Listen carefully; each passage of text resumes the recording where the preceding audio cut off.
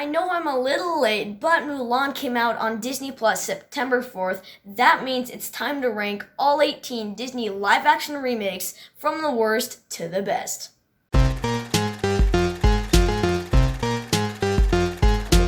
Hi, my name is Gabriel and I love to rank movies. If you can relate, consider hitting that subscribe button. And know that this list is 100% my opinion, and I'd love to see yours down in the comments section. There are lots of remakes of Disney movies that aren't Disney, and I'm only including the remakes that are made by Disney, and you can look at that list of movies down in the description. And with that said, let's get started. Easily in last place is 102 Dalmatians. This is just a weird sequel that literally does nothing right except cast Glenn Close as Cruella de Vil. But even she isn't very good in this film, which just proves that this is a movie I do not recommend. I don't even think puppy lovers would like this film.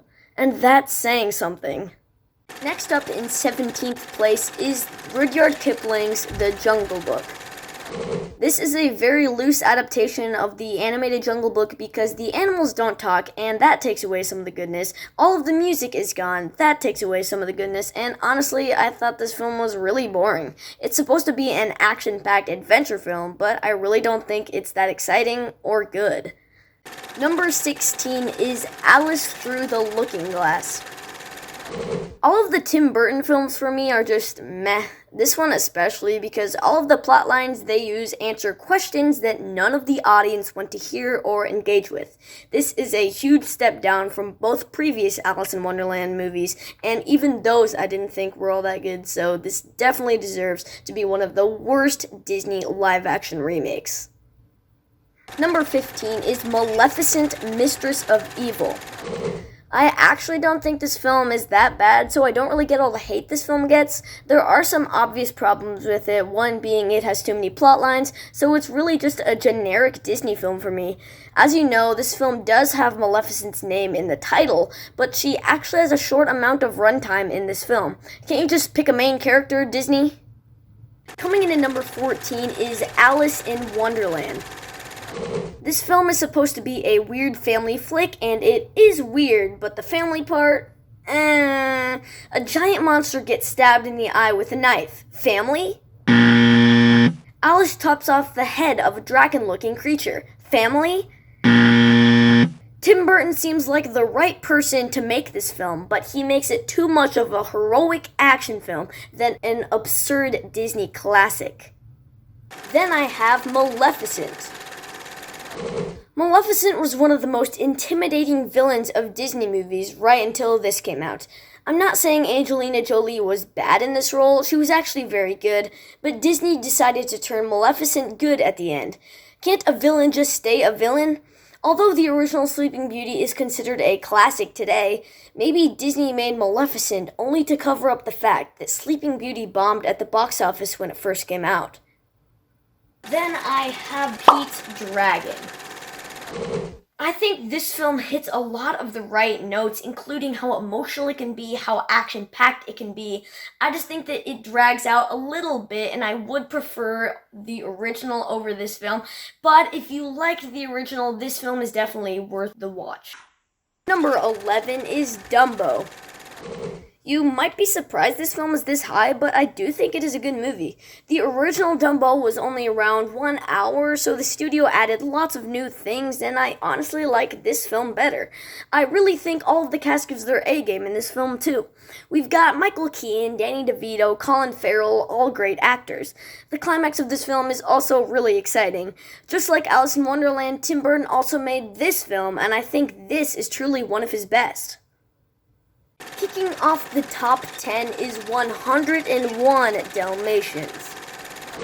This film is a pretty cheesy comedy movie. It's good, but not all of the jokes land. During the climax, it's got lots of Home Alone type aspects, and that is the best part about this film.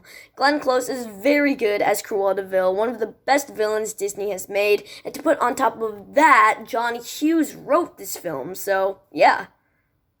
Number 9 is The Sorcerer's Apprentice. Going into this film, I didn't really have high expectations for it because the first time I watched it, I didn't like it. It has a bad score on Rotten Tomatoes, and it stars Nicolas Cage, not an actor I particularly like. But Disney really surprised me with this one because all of the wizard action, impressive visuals, and fun little scenes referencing the old segment from Fantasia, which this is based on, made this a really fun, enjoyable, action-packed film. Number 8 is Cinderella. Lily James is just the perfect person to play Cinderella. Her performance is just amazing. Kenneth Branagh is also the perfect person to direct this kind of film. This movie definitely captures the essence of the original in many ways, so overall, this is just a classic, even better than the old one, and it will be now and happily ever after. Number 7 is Christopher Robin. For me, this film gets better every time I watch it because it can be funny, emotional, and cute at the same time, but I just wish they would have made it a little shorter. For a movie like this, 1 hour and 49 minutes is too long, but everything else about this film I think is spot on. I just wish it was shorter. Number 6 is Mulan. As a whole, this film is pretty good. It doesn't have Mushu or music, which makes it not as good for me, but even though it lacks those things, it's still an enjoyable film that you should watch once the price gets lower. Number 5 is Lady and the Tramp. This is one of the films that made me want Disney Plus more than any other streaming service because it is a Disney Plus original and it exceeded my expectations. Before watching, I thought I was going to like it but think it was boring like the original, but this film actually managed to make me laugh, have a good time, and binge watch every single Disney Plus original in the same day. Number 4 is Beauty and the Beast.